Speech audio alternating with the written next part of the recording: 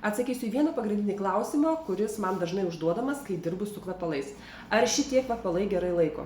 Noriu pasakyti, kad mūsų itališki kvepalai priklauso aukščiausiai kvepalų kategorijai, turintys netgi 30% parfumuotos esencijos.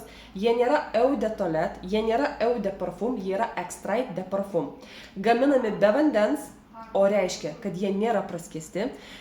Tik tai koncentruota esencija 30% ir denatūruotas alkoholis. Labai gerai skleidžia kvapą, labai gerai laiko. Kaina klientui labai patraukli, dėl to jie taip yra noriai perkami.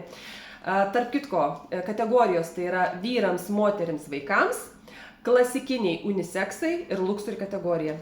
Pasirinkimas labai didelis. Mūsų kompanija, tie, kas norite dirbti su kvepalais, duoda netgi 100% uždarbį. Ar esate kažkur apie tai girdėję?